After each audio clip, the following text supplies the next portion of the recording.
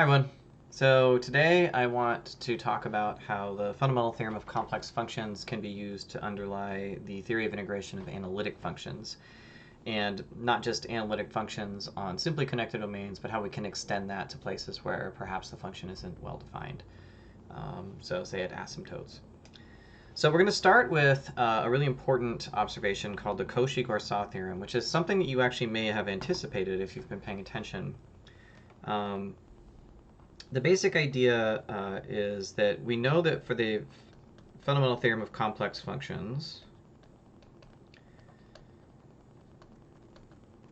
we had the following hypotheses, right? We needed U to be simply connected, and we need a function f to be continuous on U, and we needed there to exist a capital F, which is analytic on U, with f prime equal to little f. So that's called the condition of f having a primitive or an antiderivative. And then we need a contour C, which is contained in U. And if all of those conditions are met, we can avoid parameterization of a curve and instead invoke the fundamental theorem of calculus, or the fundamental theorem of complex functions, which says that the integral over C of f of dz dz is equal to f of b minus f of a. Okay.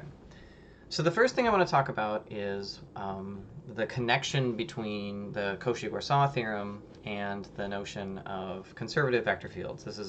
This keeps coming up.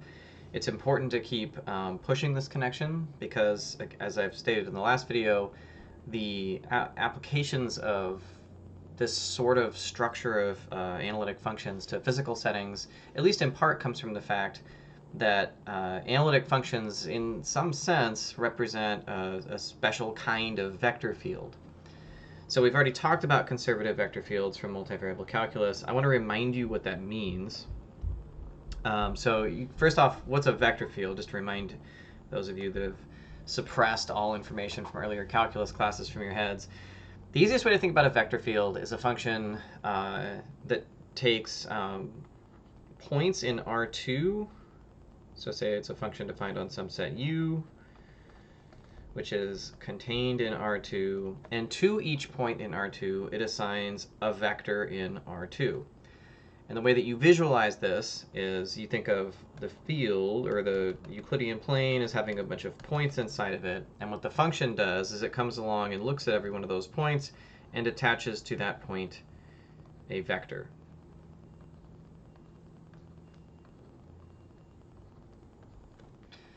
And so with the notion of a vector field, you also got a notion of path integration.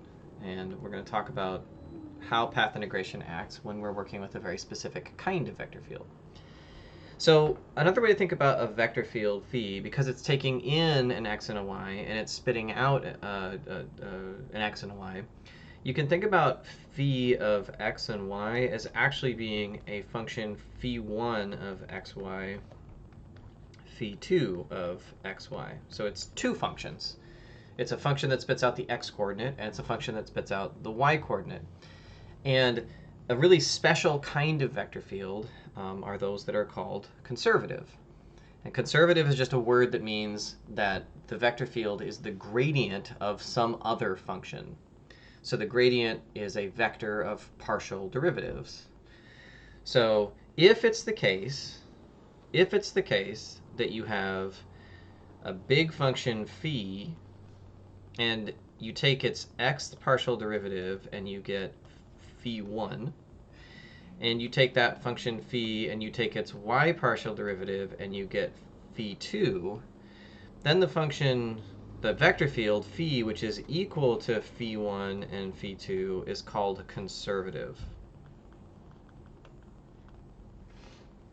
Or a gradient field is another way of saying this. Right? So a conservative vector field is a vector field so that the gradient of phi of capital phi is equal to lowercase phi.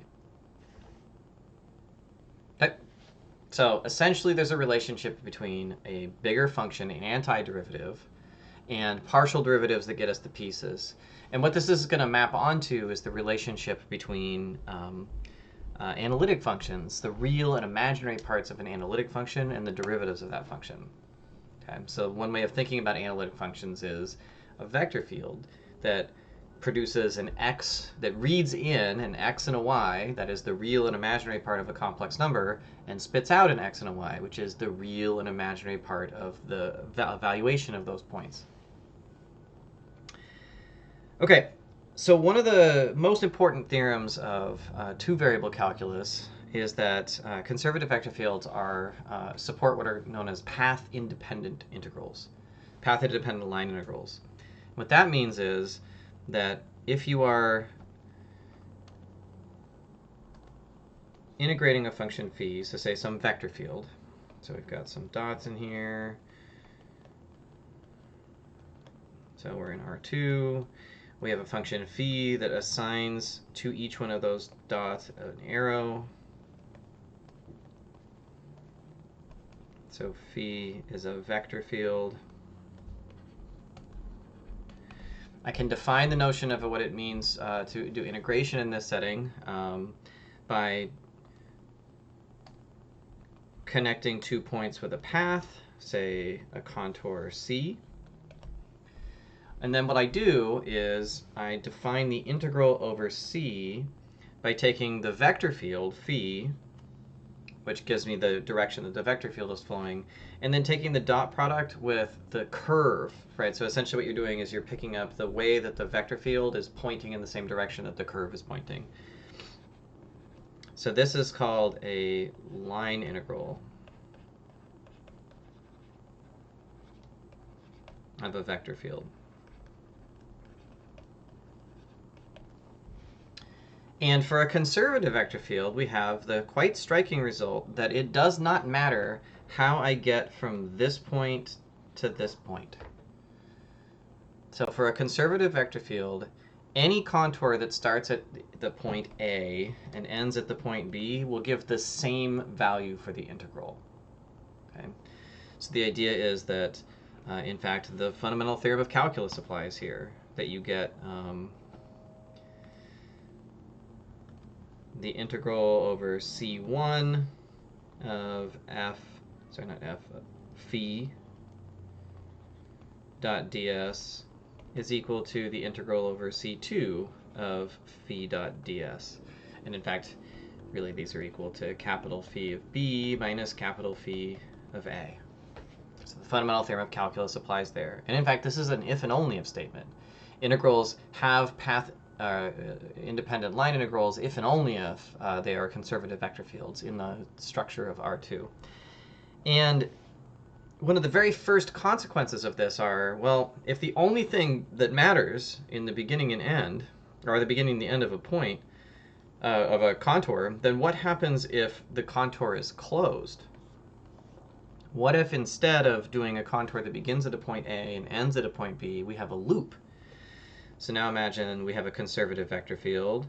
We have a contour that goes around like this. So the contour is a closed loop. What should this be?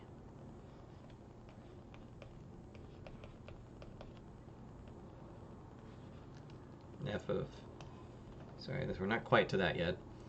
Phi dot ds.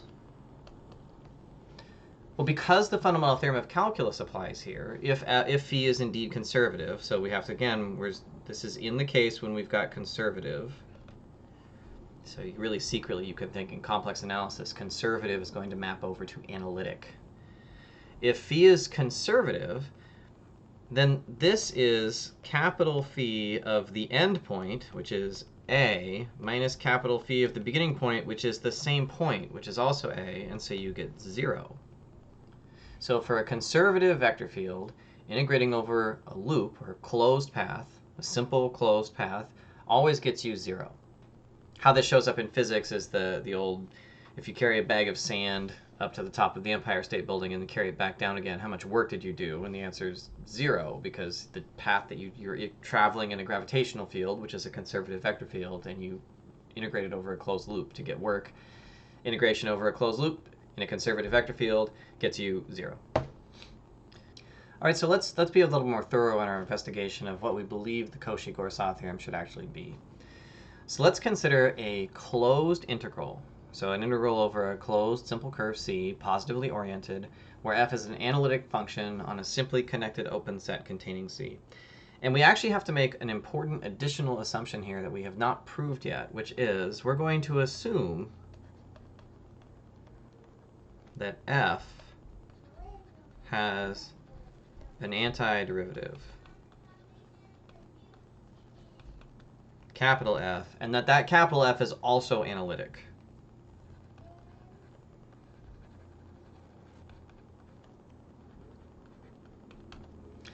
So that's something that we'll cover. In this video, I'll be able to state that theorem at the end. It's a consequence of the Cauchy-Goursat theorem. But it's not something that we're going to be able to prove in this video. There'll be a technical addendum where I go through the proof, which requires a little bit of analysis to do. Okay, if that was the case, then that means that the same situation that applied here in the conservative vector field setting should apply. That is to say, what is the core of why this worked in this case? It's this statement. It's the fact that the fundamental theorem of calculus held that forced integrals over closed loops to be 0. And the same exact consequence is going to hold here. If we have a closed loop with an analytic function f on a simply connected open set containing C, and we make the additional assumption that analytic f's always have antiderivatives, then it must be the case that the integral over C of f of z dz, given that I'm imagining that I have some set U, which is a simply connected open set, and running around inside of that is my simple closed curve C, oriented in the positive direction. So here's C. Because C is inside U, that means the fundamental theorem of calculus applies, and so it must be the case that this is equal to, well, pick at least a base point here. Any point on the curve, it doesn't matter. You can imagine parametrizing it requires starting from somewhere. So we pick a base point, we'll call that A. This must be capital F of A minus capital F of A by the fundamental theorem of complex functions, which is 0. And that statement, the fact that analytic functions, this is sort of where we want the Cauchy-Goursat theorem to say, right? In situations where the fundamental theorem of calculus applies, it must be the case that integrals over simple closed curves of analytic functions are 0. So formally, this is what the statement is. So let's let f be defined on a simply connected domain U into C, which is analytic on a simply connected domain U, and we'll let C be piecewise smooth closed curve in U. Then the integral of f over that closed curve dz is equal to 0. And it may strike you as somewhat surprising, but this actually turns out to be a consequence of Green's theorem. So Green's theorem is a theorem from the calculus of several variables, real variables, covered in multivariable calculus courses. And the idea is, I'm not going to go through the whole proof here. I'll put this in the technical addendum as well. Actually, you know, this actually might be worth taking a second here to examine why this theorem is true, at least informally, because again, it's going to show the deep connection between calculus in R2 and sort of conservative vector field calculus in R2 and analytic function theory. So what Green's theorem says is that the integral over a closed curve, a simple closed curve of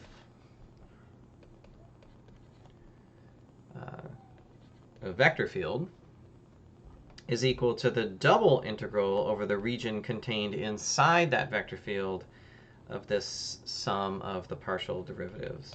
Now, those of you that have not seen Green's theorem or don't remember it, this is sort of connected to the idea of exact equations from differential equations as well.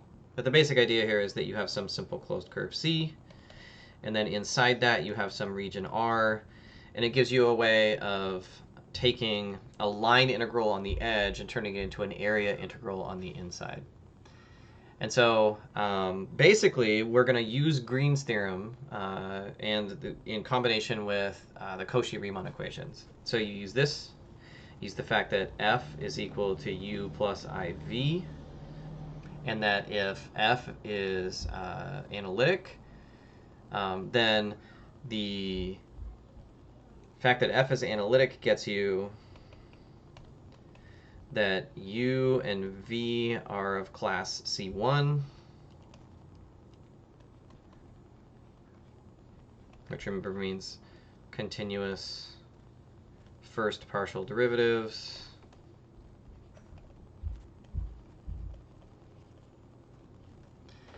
And then it turns out to be the case when you write all that out, you apply Green's theorem to the contour integral of the real part and the imaginary part, and the Cauchy-Riemann equations make everything collapse away.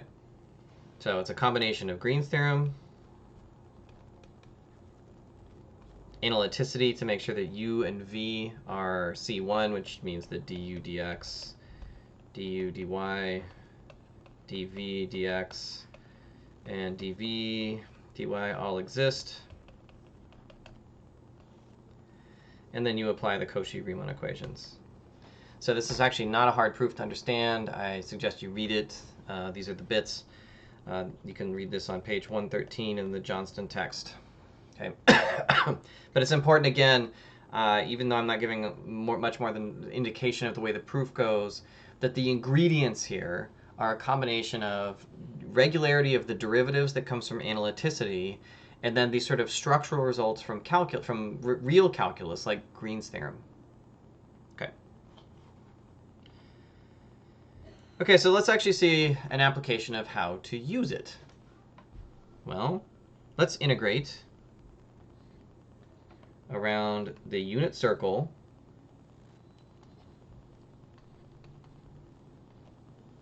the function z squared plus 1 dz.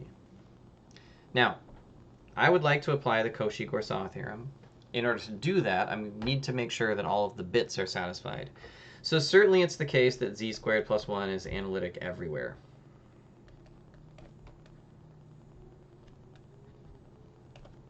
And it's also going to be the case that this, which is the unit circle in C, is a simple closed curve. And it's also obviously contained in a simply connected set, right? Because you could surround the unit circle. This right here is supposed to be the unit circle. If you haven't seen the symbol for it, this means unit disk. So the circle of radius, the disk of radius 1, and then its boundary is this guy, positively oriented. And yeah, that's an analytic function. It's analytic everywhere. So we could go through the process of parameterizing the curve, which is not so hard because you can think of this thing as being something like gamma of t is equal to e to the it, where the values of t range between 0 and 2 pi. And then you could take all that and you could put it over here and use the parameterization argument, which is going to turn out to be equal to nothing. Or, if you like, you could just say, well, the function is analytic. It's analytic on a set containing the disk.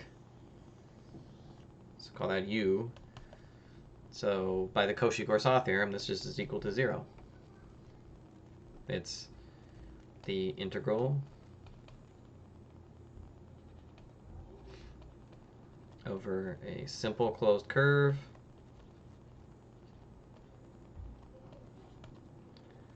of an analytic function.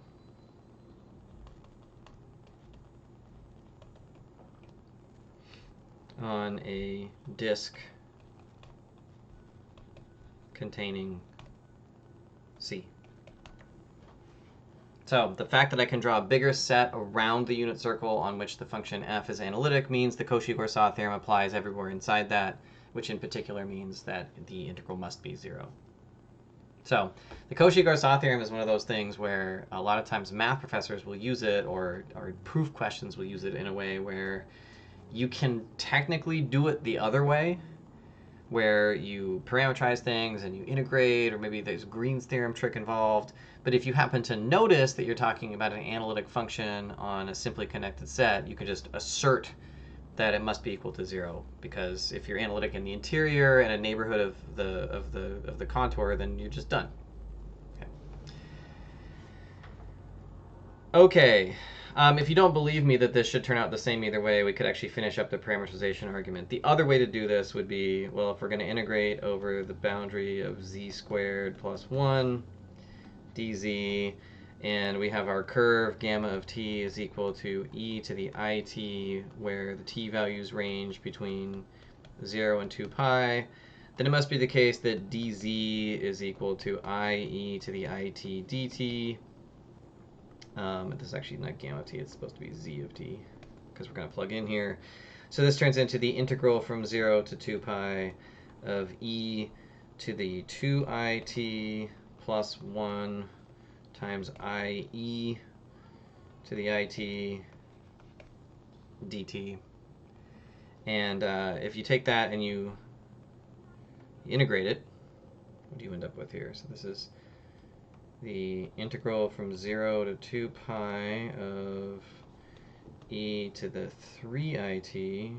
So it's ie to the 3it plus ie to the it dt. I over 3i e to the 3it plus I over I e to the it evaluated from 0 to 2 pi, but e to the 2 pi I and e to the 0 are the same number, so this all just turns into 0. Easy enough. All right, what's next? Okay, so there's a very useful consequence of the Cauchy-Goursat theorem that says that anytime we're integrating a function, an analytic function, on a simple closed curve, that I can always replace that simple closed curve with a smaller circle inside of it. So the reason that you want to do that is because circles are really easy to parameterize. So circles are easy to parameterize.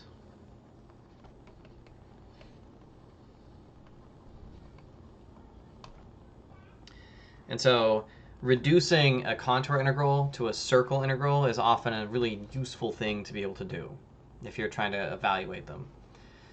So the idea here is that if you have C1 and C2, which are simple closed curves with one in the interior of another, so you can imagine here you've got this sort of picture. So here's C1, and you can imagine that inside of it is C2, which is usually chosen to be a circle.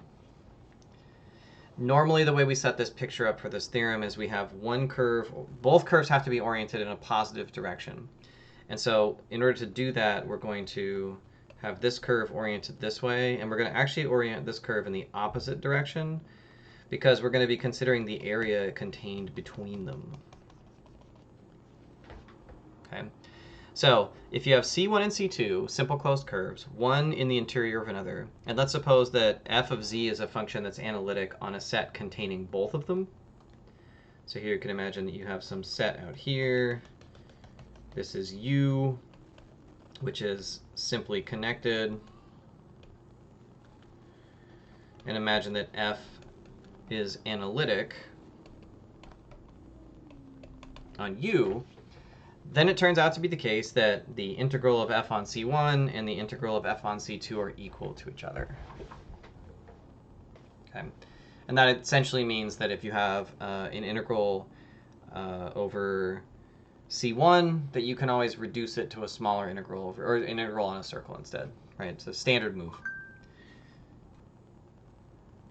Okay, so now we've got a pretty broad set of tools, right? Because we have these three ideas. We have the fundamental theorem of calculus, or sorry, of complex functions. We have the Cauchy-Goursat theorem. And we have what's called the circle contour theorem, which is to say any contour integral can be replaced with a circle integral instead. So let's actually take a look at this integral right here. So the closed integral over some contour C, where we have a point z0 that's in the exterior of C, and then a different integral where we have z0 in the interior. So what I want you to imagine here in the first case, so z0 is in the exterior of C. So we've got the integral closed loop around C of the function 1 over, z minus z0 dz. And if z0 is outside C, so that means we're looking at this picture. We have our contour C, we have a z0 that's out here, and that means the only bad place in the function f of z is equal to 1 over z minus z0 is at the point z0, where the asymptote is. So f of z is equal to 1 over z minus z0 is analytic on some neighborhood u of C. So you can imagine that you can come here and say, well, look, I can draw a little set around C where 1 over z minus z0 is perfectly well behaved inside there. There's no asymptote, so it's an analytic function. So if you have the integral of a function that is analytic around a closed curve, so the Cauchy-Goursat theorem applies. Cauchy-Goursat says that this integral is 0.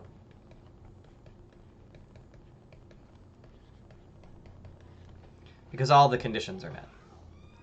Now, on the other hand, what if the z0 was inside the circle? So now the Cauchy-Goursat theorem is not going to apply. In fact, the fundamental theorem is not going to apply either because we have an asymptote inside the curve. So what if z0 is inside the curve? What can we do? So now we imagine that we have, again, we have f of z is equal to 1 over z minus z0. We have a closed curve C, possibly complicated. In fact, I don't know nothing about what C is. And z0 is somewhere inside it. The circle contour theorem is going to allow us to say, well, I don't actually need to compute the integral against this potentially crazy contour that I don't know how to evaluate. Instead, what I'm going to do is I'm going to say, well, if z0 is inside, then that means I should be able to find a little circle around z0 like this, where z of t is equal to z0 plus r e to the it, and t runs between 0 and 2 pi. I can reduce my complicated contour to a really simple circle around z0. And on that circle, the integral turns out to be really easy to compute. So we're going to use the definition now. We're going to parametrize the curve, and we're going to plug that into the line integral, and we're just going to compute it as a parametric integral instead.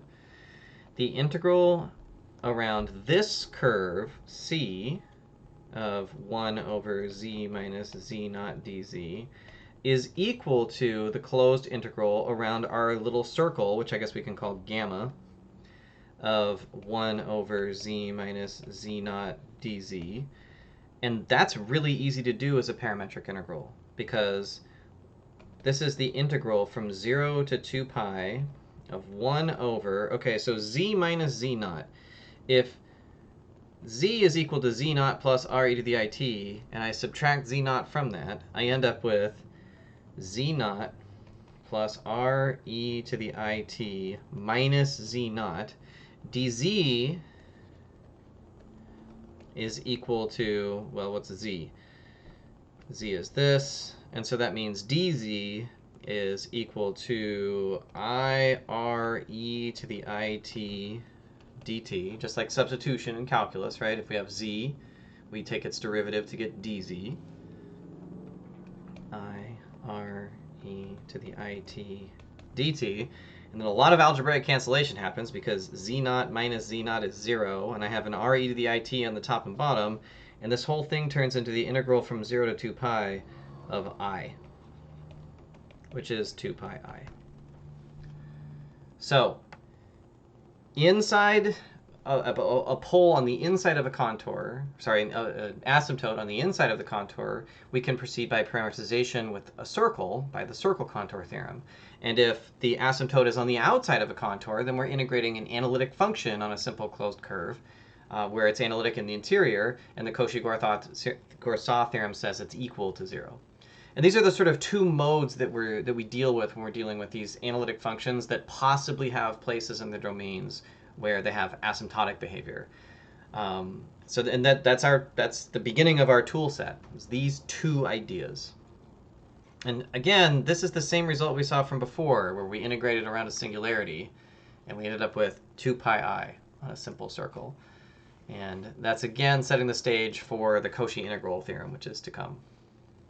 Okay, now the last theorem I want to talk about here is just mention that a consequence of the Cauchy-Goursat theorem and the circle contour theorem is the rest of the fundamental theorem of complex functions. So remember that the fundamental theorem of calculus says that differentiation and inverses have differentiation and integration have an inverse relationship, and also that integration can be replaced with evaluating the primitive or evaluating the antiderivative. The fundamental theorem for complex function also has 2 parts.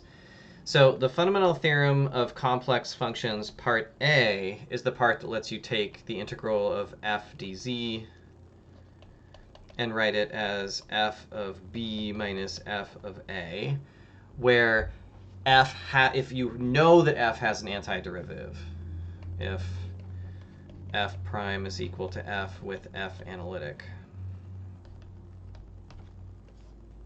over a contour. Okay. What we don't know is that every analytic function, so what functions have antiderivatives, right? That's the part we don't know. And that's what the content of the fundamental theorem of complex functions, part B, is analytic functions all turn out to have analytic antiderivatives. So an analytic function f that is analytic on a simply connected domain U always has an antiderivative, capital F. And by that we mean there's an analytic function f so that big F prime is equal to little f. And if you combine that assertion together with the fundamental theorem of complex functions, part A, then you get the fundamental theorem of analytic functions. So this you can think of as the fundamental theorem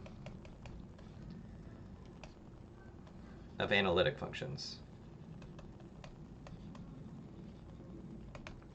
So we can dispense with hypotheses about f being continuous, and if it's the case that f has if f has an analytic antiderivative, then you can apply the fundamental theorem of calculus to an appropriate contour. And instead we just say that every time you're integrating an analytic function over a simple over a contour, if f is analytic on a simply connected domain, then you can just find an antiderivative and evaluate just as in calculus. So this you can think of as more being like the true FTC, the true fundamental theorem of calculus for complex functions. Okay, now the proof of this one, I can't even really suggest like what the pieces involved are, because this is quite a bit more complicated and involves some real analysis. If you're interested in reading about this, in Johnston, he first sets up a technical theorem that allows you to take absolute values of integrals and get estimates for them. And then you use that to show that that must be the case that analytic functions have antiderivatives by using the real fundamental theorem of calculus to establish that the antiderivative exists. Okay, so for now, we're going to leave this here. If you're interested in the proofs of these things, you should check the technical addendum that's going to be coming. And I'm looking forward to the next section, because the next section is going to be maybe the most important theorem about complex functions. So we're going to do Cauchy's integral formula, which is going to tell us how to evaluate functions when we're working around asymptotes of those functions. All right, talk to you guys soon.